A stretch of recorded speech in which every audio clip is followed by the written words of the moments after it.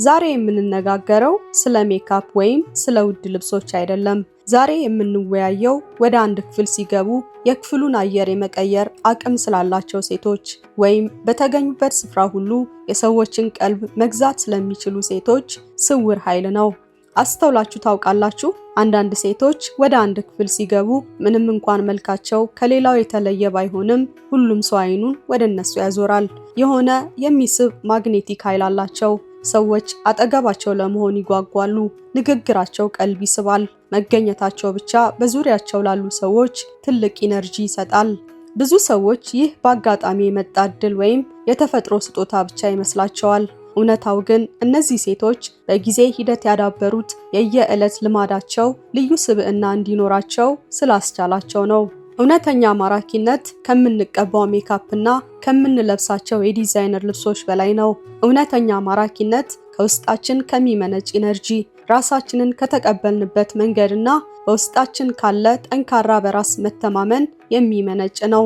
ስለዚህ በዛሬው ቪዲዮ አንዲትን መደበኛ ሴት ወደ ንግስትነትና ወደማትረሳ ሴትነት የሚለውጡ 7 ኃይለኛ ባህሪያትን በዝርዝር እነግራችኋለሁ። እነዚህን ባህሪያት አንዴ ካዳበራችሁ በኋላ ሰዎች እናንተን የሚያዩበትና የሚያከብሩበት መንገድ ሙሉ በሙሉ ይቀየራል። እስከ መጨረሻው አብራችሁኝ ቆዩ። ለዚህ ቻናል አዲስ ከሆናችሁ እንደነዚህ ያሉ ጠቃሚና ቁም ነገር አዘል መልእክቶች እንዲደርሳችሁ ቻናሉን ሰብስክራይብ በማድረግ ቤተሰባችንን ተቀላቀሉ። ቪዲዮውን ከወደዳችሁት ላይክ ማድረግ እንዳትረሱ። የመጀመሪያው ባህሪ በራስ መተማመን ወይም ሰልፍ ኮንፊደንስ ይባላል። በራስ መተማመን ስንል ብዙ ሰዎች ስለ ኩራት ወይም ትዕቢት የሚወራ ይመስላቸዋል። ነገር ግን ትክክለኛ በራስ መተማመን ዝም ያለ ነው። አንድ ሰው እናንተን ከማየቱ በፊት ቀድሞ የሚደርሰው የእናንተ ቫይብ ወይም ኢነርጂ ማለት ነው።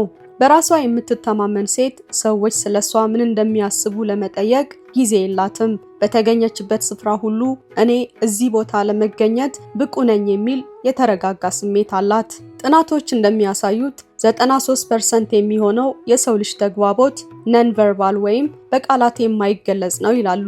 ይህም ማለት የሰውነት እንቅስቃሴሽ፣ የአይን ለአይን ግንኙነትሽና የድምፅሽ ቃና ካንቺ ንግግር በላይ መልእክት ያስተላልፋል እንደማለት ነው። ስለዚህ ዛሬ አንድ ልምምድ ለራስሽ ጀምሪ። ስትራመጂ መሬት አትመልከቺ፣ ቀና በይ፣ ትከሻሽን ዘና አድርጊ። ይህንን ስታደርጊ ለአእምሮሽ እኔ ሰላም ነኝ፣ እኔ ጠንካራ ነኝ የሚል መልእክት ታስተላልፊለታለሽ። በራስ መተማመንሽ የሚጀምረው በራስ መተማመን እንዳላት ሴት አክት ማድረግ ወይም መንቀሳቀስ ስትጀምሪ ነው። ሁለተኛው ባህሪ የራስን ዋጋ ማወቅ ይባላል ወይም አንደርስታንዲንግ ዩር ቫልዩ። ብዙ ሴቶች ለአንድ ሰው ያላቸውን ፍላጎት ለማሳየት ሲሉ ራሳቸውን ያለ ልክ ዝቅ ያደርጋሉ ወይም ተቀባይነትን ለማግኘት ይጨነቃሉ። እውነታው ግን ወዲህ ነው። ሃይ ቫልዩ ወይም ከፍተኛ ዋጋ ያላት ሴት ለፍቅር አትለምንም። እሷ የምትፈልገውንና የማትፈልገውን ነገር በግልጽ ታውቃለች። አንድ ሰው ክብሯን የማይጠብቅ ከሆነ ያንን ሰው በሰላም የመሸኘት ድፍረት አላት። ዳይመንድ ወይም አልማዝ ለምን ውድ የሆነ ይመስልሻል? ምክንያቱም በቀላሉ ስለማይገኝና ጥንካሬ ስላለው ነው። አንቺም ልክ እንደዛው ሁኚ። ለሁሉም ሰው አዎ እሺ የምትይ፣ በሁሉም ሰው የምትመሪና የራስሽ አቋም የሌለሽ ከሆንሽ ሰዎች ዋጋሽን ዝቅ ያደርጉታል። ስለዚህ የራስሽን ስታንዳርድ አውጪ።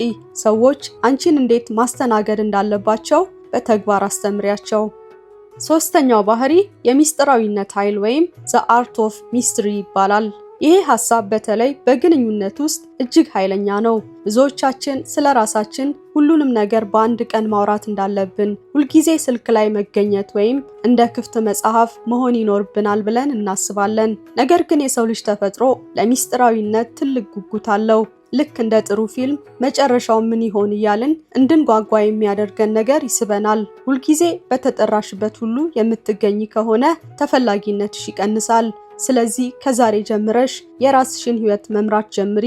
በየቀኑ ምን እንደምትሰሪ፣ የት እንደምትሄጂና ምን እንደምታስቢ ሁሉንም ነገርሽን ሶሻል ሚዲያሽ ላይ ፖስት ማድረግ አቁሚ። ሰዎች ስላንቺ እንዲገምቱ፣ እንዲጠይቁና እንዲጓጉ እድል ስጫቸው። አንዳንድ ጊዜ ዝምታሽ ከሺህ ቃላት በላይ ማራኪ ያደርግሻል። አራተኛው ባህሪ የግል ስታይልና ውበት ወይም ኦቴንቲሲቲ ይባላል። ይሄ ሐሳብ ስለ ውጫዊ ገጽታሽ ነው። ነገር ግን የግድ የህብረተሰብሽን ወይም የባህልሽን የውበት ስታንዳርድ ማሟላት ላይ ጠበቅብሽ ይችላል። ትክክለኛ ማራኪነትሽ የሚመጣው ኦቴንቲክ ወይም ለራስሽ እውነተኛ ስትሆኚ ነው። ማለትም ያንቺ የሆነ ልዩ ስታይል ሲኖርሽ። ፋሽን ይመጣል ይሄዳል፣ ስታይል ግን ዘላቂ ነው። ለምሳሌ ለሰውነት ቅርጽሽ የሚስማማሽን ልብስ መርጠሽ ልበሺ። የራስሽን ወይም የሚስማማሽን ቀለም እወቂ።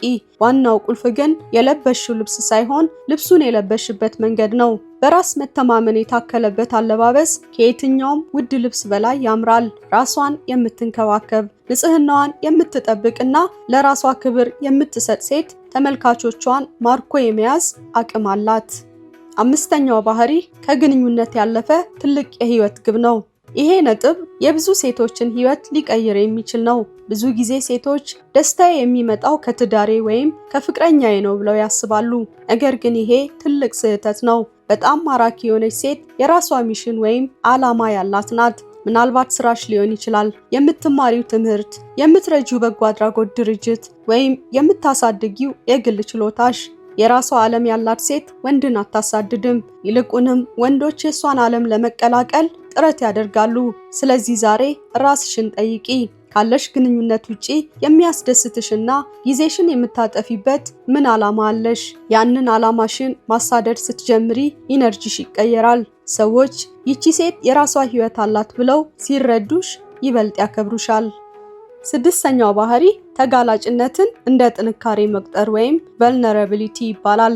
ጠንካራ ሴት ማለት ስሜት የሌላት ሴት ማለት አይደለም። ይልቁንም ስሜቷን መግለጽ የምትችል ሴት ናት። ዛሬ ትንሽ ተጨንቄያለሁ ወይም ይሄ ነገር አስፈርቶኛል ብሎ በግልጽ የመናገር ድፍረት እንደማለት ነው። እንዲህ ማድረግ ስትቺ በሰዎች ዘንድ እምነትን ታገኛለሽ። ሰዎች ሚስጥራቸውን እንዲነግሩሽና እንዲቀርቡሽ ያደርጋቸዋል። ሰዎችን የሚማርከው እውነተኛው ማንነትሽ ነውና ጭንብልሽን አውልቂ። ሰባተኛውና የመጨረሻው ባህሪ ቀጣይነት ያለው እድገት ወይም the growth mindset ይባላል። በየጊዜው የምትሻሻል ሴት እጅግ በጣም ማራኪ ናት። አዳዲስ መጽሐፍትን ማንበብ፣ አዳዲስ ቋንቋዎችን ወይም ክህሎቶችን መማር፣ አመለካከትን ማሳደግ የመሳሰሉት እነዚህ ሁሉ ንግግርሽ ይዘት እንዲኖረው ያደርጉልሻል። ማራኪ ሴት ማለት ቆንጆ ብቻ ሳትሆን የምታወራው ቁም ነገር ያላት ሴት ጭምር ናት። በመጨረሻም ማራኪነት የሚጀምረው ከውስጥ ነው። ራስሽን መውደድ፣ ራስሽን ማክበርና ለራስሽ ዋጋ መስጠት ስትጀምሪ ዓለም በተመሳሳይ መንገድ ታስተናግድሻለች። ውድ ቤተሰቦች ዛሬ ከተነጋገርናቸው 7 ነጥቦች ውስጥ እናንተ ጋር ያለው የትኛውን ይመስላል? የትኛውንስ ማሻሻል ትፈልጋላችሁ? ሐሳባችሁን በኮመንት መስጫው ጻፉልኝ፣ ሁሉንም አነባቸዋለሁ። ይህ ቪዲዮ ጠቃሚ ሆኖ ካገኛችሁት ላይክ ማድረግ እንዳትረሱ፣ እንዲሁም ይጠቅማቸዋል ብላችሁ ለምታስቧቸው ጓደኞቻችሁ ሼር አድርጉ። ስለተከታተላችሁኝ ከልብ አመሰግናለሁ። ሰላም ቆዩልኝ።